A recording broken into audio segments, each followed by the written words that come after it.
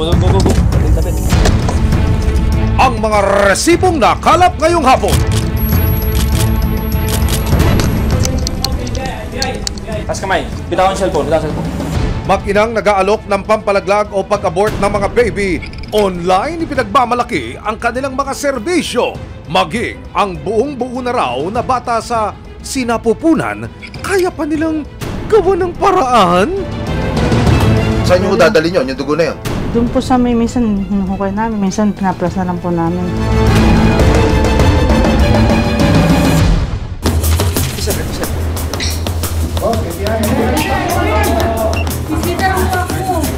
Hindi.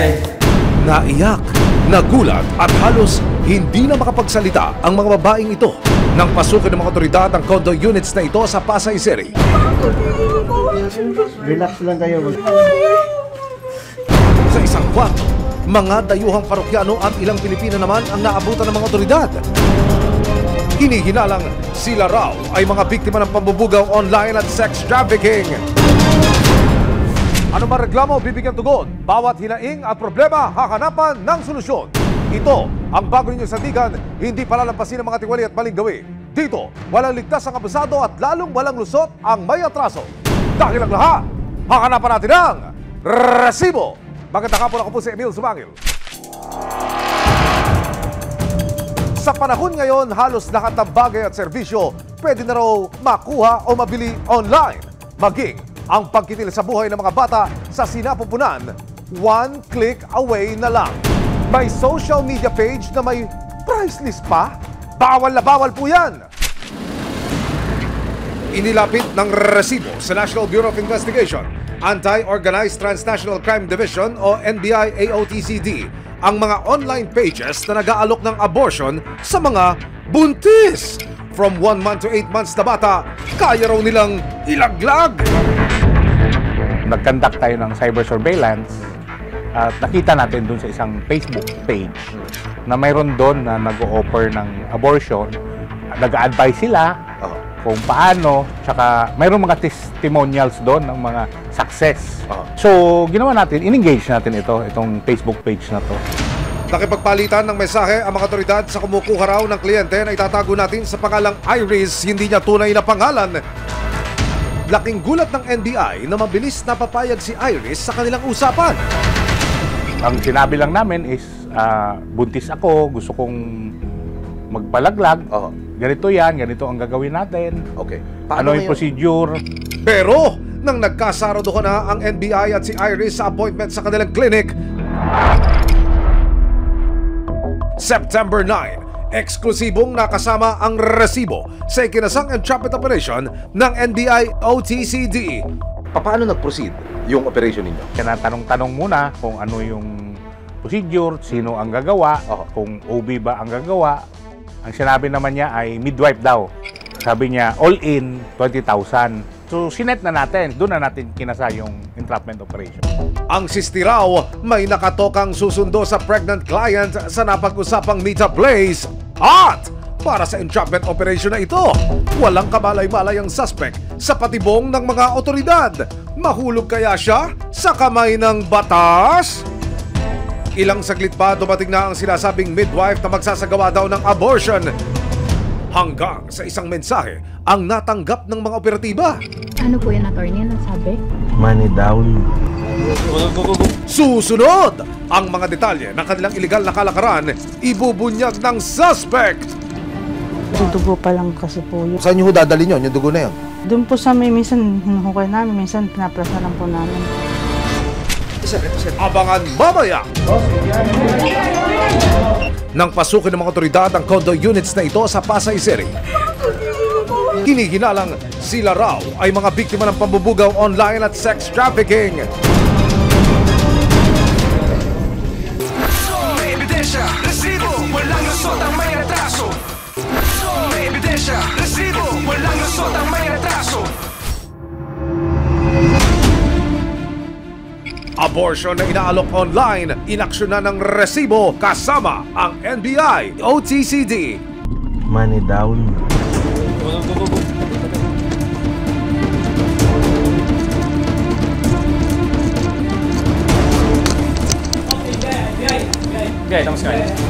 kamay. Bitawan yung cellphone. Wala cellphone. Inventory lang namin yung mga gamit. Ngayon lang po ako nag-ano dito. Ngayon lang po. Kasama ka ate? Ikaw sa mga diba? Nakiusap lang po ako dyan kasi yung taga-sundo ko pumunta. Hindi, kasama ka. Kasama yung mama ko lang po. Ay, kayo gumagawa kayo ng makapagpuhan niyo. Sino ba kayo magdidesisyon? Arestado ang maginang itinago namin sa mga pangalang Agnes at Nicole. Naabutan pa ng mga operatiba ang mga gamit na kanilang hinanda para sa paglaglag ng bata. Dito na nakumpirmang hindi sa isang clinic ginagawa ang procedure. Attorney, describe mo. Ano ba itong ni-raid ninyo? Ano ba ito? Bahay lang? Barong-barong? Ano? Bahay lang siya, tapos foam nga lang yung ano eh, sa sahig nakalagay yung ano eh. Tapos makikita mo yung mga supposed to be gagamitin sa procedure, makikita mo talagang hindi sanitize itong mga gamit na to. Nang hanapin ng mga otoridad si Iris na kanilang nakausap online, missing in action si Iris sa buong pangyayari at nang tanungin ng NBI kung sino ang taong nagbibigay sa kanila ng mga kliyente, todo deny ang isa sa akusado. Pero sa aming panayam sa nahuling suspect na si Agnes, Paano po kayo natuto sa ganitong kalakaran? Alam po. Ano po siya? Midwife din daw siya. Paano niyo po ba nakilala si ma'am? Online lang po siya. Pero kayo po ay hindi midwife. Hindi po. Nagre-reseta po kayo. Ay, hindi po. Si ano po napapadala niya si takasan ang pag-amin ni Agnes tungkol sa krimen. Ang ginagawa lang po napagyada rito, nalagyan lang po ng gamot tsaka goma, yun lang po. Tapos pinauwi na. Sinubukan din naming kunan ng pakayag ang anak niyang si Nicole na siyang sumundo sa mga asset ng NBI pero no comment na raw siya. Dinala ang mag-ina sa NBI matapos mahuli. Susunod!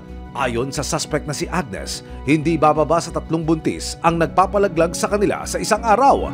Pinakamarami po tatlong tao. 3 tao po sa loob ng isang araw. So ilang buwan ho yung pwede pang gawin? 1 to 6 months gano'n. Ito sir. Pinupost nila itong mga kababaihan sa social media application. Ah. And then doon sa social media application na to, doon po namimili itong mga kliyente. May ebidensya, resibo, walang lusot ang may atraso. May ebidensya, resibo, walang lusot ang may atraso. Taas kamay. Bitawan yung cellphone. Wala cellphone. Mag-inang nag-aalok ng pampalaglag o pag-abort ng mga baby, online ipinagmamalaki ang kanilang mga serbisyo. Maging ang buong-buo na raw na bata sa sinapupunan, kaya pa nilang gawa ng paraan. Para sa entrapment operation na ito, kasama ang resibo, walang kabalay-balay ang suspect sa patibong ng mga otoridad. Money down. Okay, tapos kamay. Taas kamay. Bitawan yung cellphone. Wala cellphone. Bitawan yung cellphone. Bitawan yung cellphone.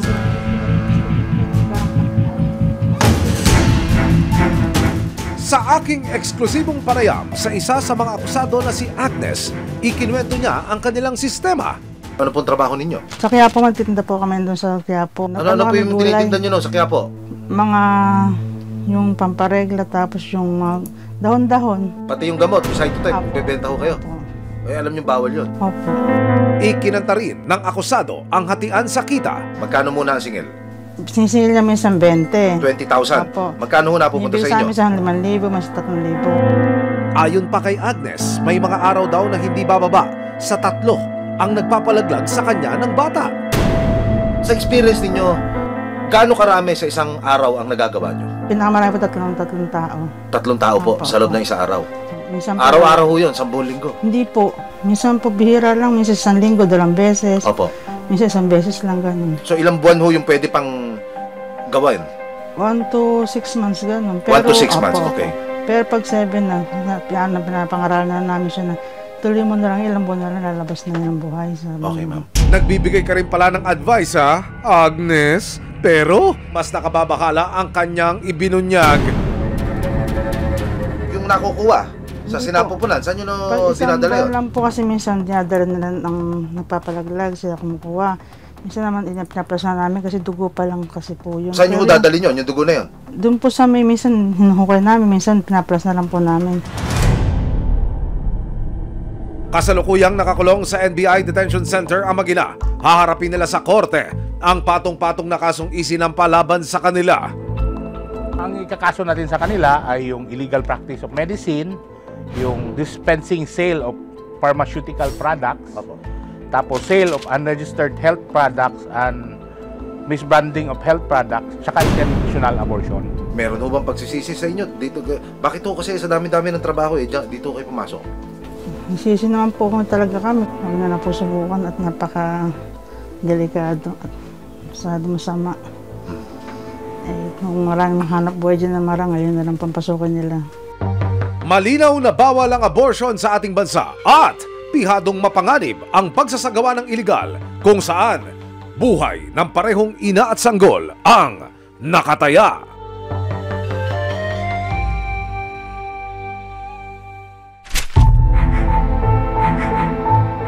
Sa tulong ng patuloy na cyber patrolling o pag-iikot sa cyberweb ng National Bureau of Investigation, Cybercrime Division o NBI-CCD, natuntun ang di umano'y nangyayaring human trafficking o bentahan ng mga Filipina online sa loob ng ilang condominium units sa Pasay City.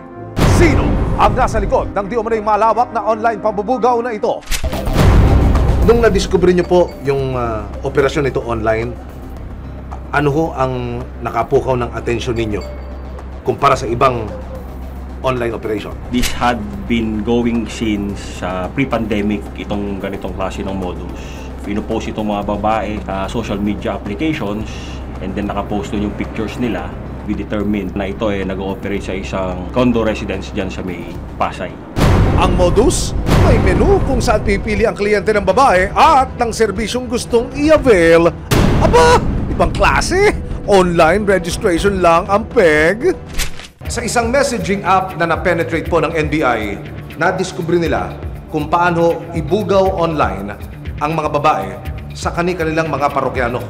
Lumalabas na mayroong mga dayuhan pero karamihan sa mga babaeng inilalako online, puro Pilipina.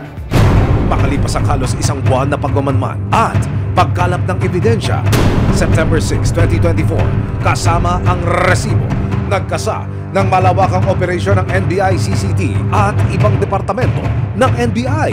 Unang-unang inikutan ng mga otoridad ang target location. Asan power team? Yan. Ito. Yang sa dulo. Ito ang strike natin. Yan. Halos lahat. Tapos may ibang area pa. Ibang area pa tayo na hindi dito. Anim na bigay. Sunod lang kami sa inyo, Chief, ha? Sa hudyat ng isang asset, pinasok na ng mga otoridad ang 6 na condominium unit sa Pasay para mahuli ang nasa likod ng paglalako ng mga babae at masagip ang mga biktima. Ito sir.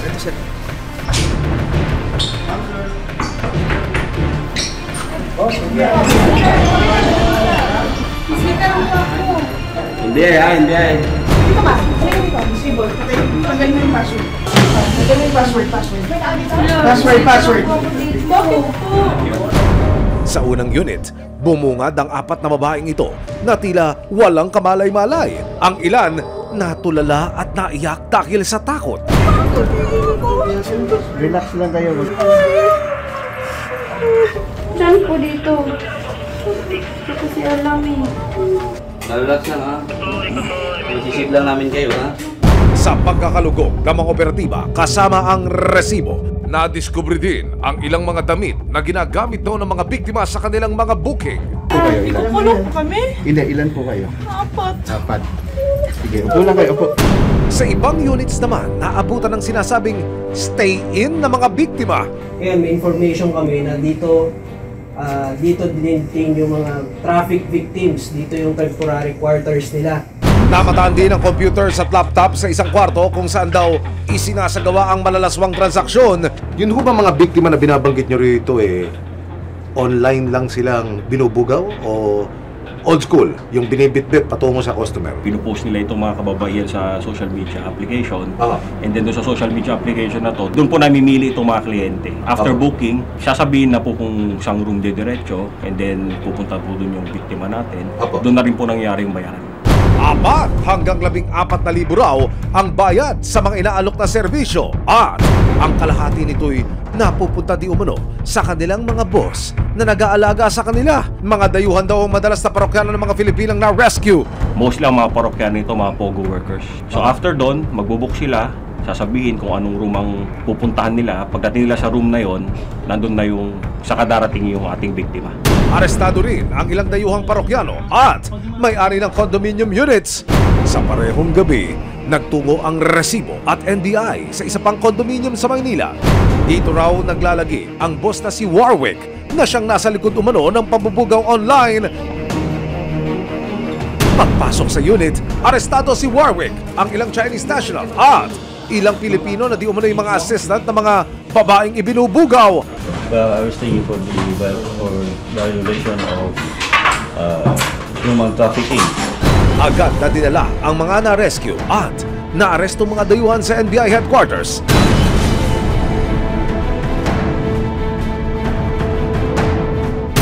Nakapanayam ng resibo ang isa sa mga biktima. May friend po kami na kakilala na nag-offer sa amin mag-work dito sa Manila. Kasi po magbe-bare months, inisip po namin, syempre mag-iipon din po sana para kahit papano may panggastos din. Sa isang araw po, pwede ka pong kumita ng mga nasa 10K to 15K po kasi.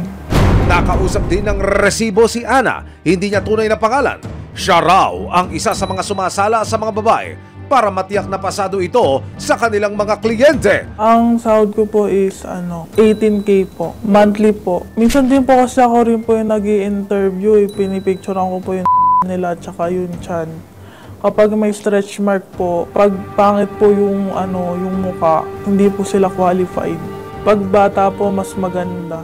September 10, 2024, iniharap ng NBI sa publiko ang mga nahuling suspect at ipinakita rin ang mga ginagamit na sex toys na naging resibo ng kanilang malaswang negosyo. We were able to grasp the individuals. Nakag-hook for Chinese, and then yung isa Malaysian, and then yung 4 Filipinos.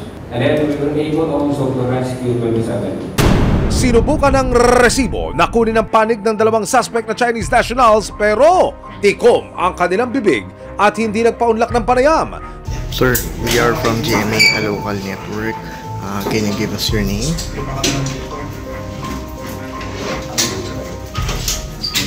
Nakaharap ang mga suspect sa kasong paglabag sa RA number 11862 o ang Anti-Trafficking in Persons Act of 2022 in relation to RA 10175 o ang Cybercrime Prevention Act of 2012. It was committed in large scale dahil sa dami ng mga rescue victims natin. Ayon sa NBI-CCD, patuloy nilang babantayan ang ganitong klase ng mga kaso. Kapag meron pong ganitong klase activity na nangyayari online, we make sure na we are always ready. And we have a team na nagpapatrol sa cyberspace. And rest assured, maaari kayong makapagtago pero hindi kayo makakatakas sa NBI. NBI.